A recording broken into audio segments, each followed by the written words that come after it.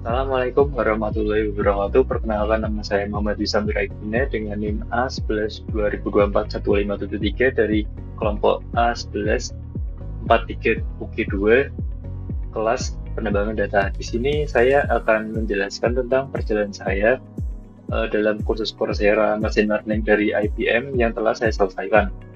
Pada bagian saya telah menyelesaikan 5 kursus yang saling berkaitan. Mungkin isinya dimulai dari exploratory data analysis, kemudian ada regression, classification, kemudian ada unsupervised learning, dan juga yang ditutup dengan deep learning. Nah, yang pertama adalah exploratory data analysis atau EDA, mengajarkan tentang fundamental yang sangat penting, yaitu tentang pembelajaran machine learning workflow dari problem statement hingga deployment.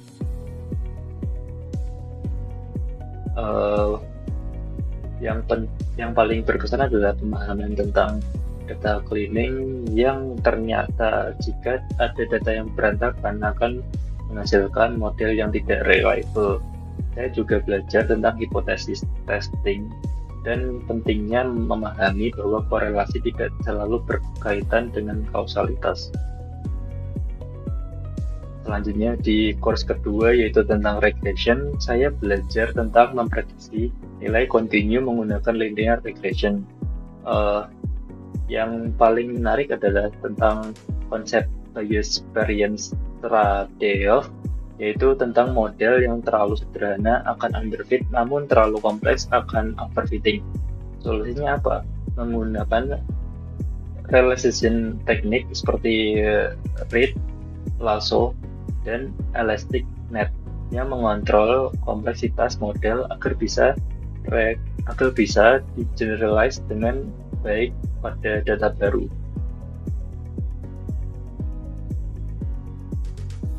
Oke, selanjutnya yang ketiga yaitu fokus pada klasifikasi atau classification untuk prediksi kategori. Di sini saya mempelajari berbagai algoritma mulai dari logika regression yang interpretable, KNN yang sederhana, support vector machine yang powerful, hingga ensemble method seperti random forest dan juga gradient boosting yang menghubungkan banyak model untuk akurasi yang lebih tinggi. Saya juga belajar metrik penting untuk prediction, recall, dan juga ROC curve. Selanjutnya di course keempat tentang unsupervised learning membuka perspektif baru.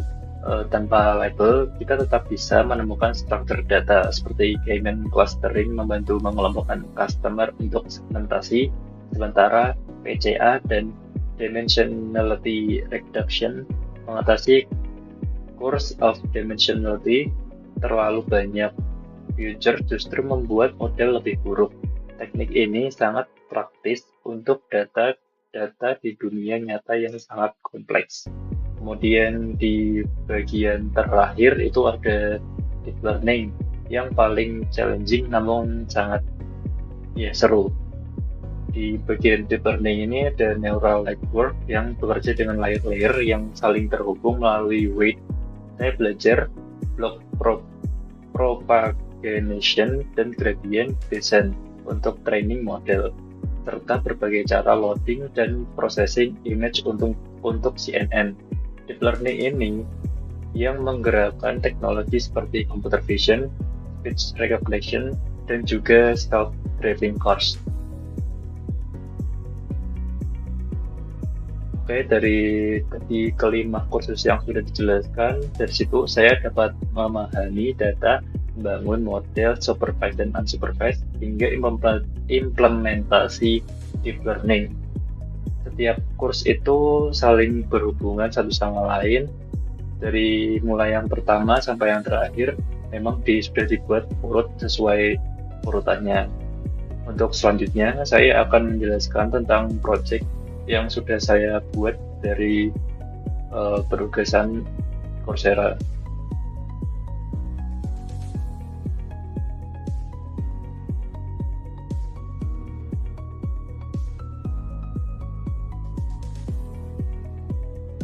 Oke, di sini project yang saya bangun adalah deep learning untuk klasifikasi produk fashion secara optimis menggunakan dataset fashion MNIST yang tersedia dari TensorFlow. Data ini terdiri dari 70.000 gambar gray cycle yang terbagi menjadi 10 kategori seperti t-shirt, tas, dan sepatu. Di dalam data processing, saya melakukan normalisasi nilai pixel dari 0 sampai 1 dan mengubah bentuk atau mereshape gambar untuk menjadikannya kompatibel di input CNN nantinya. Lalu juga saya ubah menjadi one hot encode untuk klasifikasi multi-class.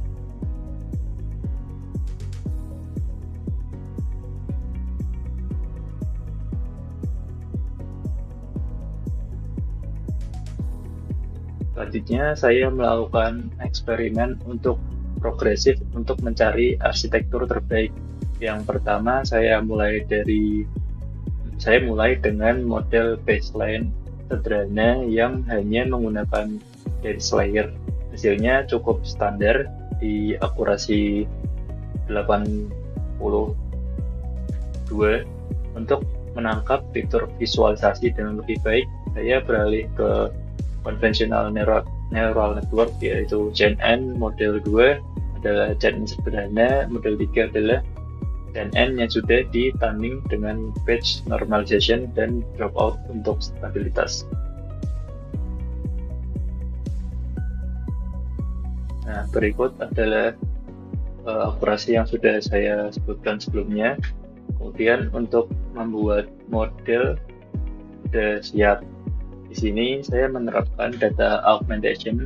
Teknik ini memanipulasi gambar, rotasi, zoom atau geser secara acak. Model tidak sekedar menghafalkan data mati, tetapi benar-benar belajar mengenai objek dari berbagai sudut.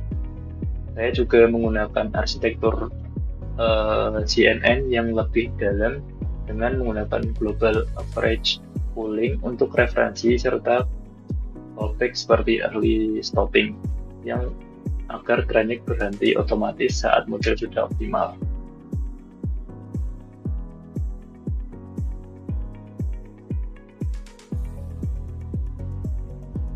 Nah, berikut hasil akhir yang bisa dilihat dari grafik model di sini.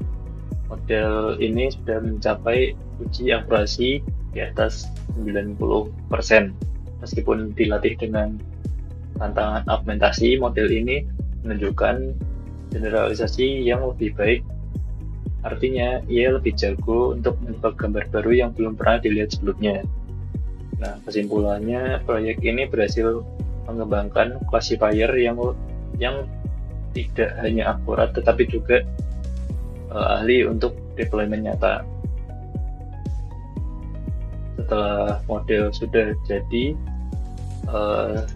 saya coba untuk melakukan deploy model yang sudah saya buat tadi.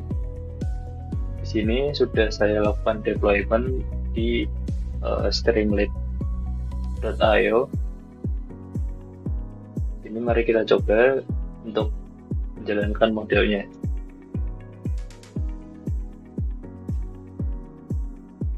Ini saya menginputkan gambar, semisal di sini ada gambar sandal. Kita coba analisis gambarnya. Nah, di sini model sudah dapat membaca bahwa gambar yang saya kirimkan sebelumnya ini adalah buah sandal. Ini akurasinya 99,94. Kemudian kita coba lagi gambar yang lain.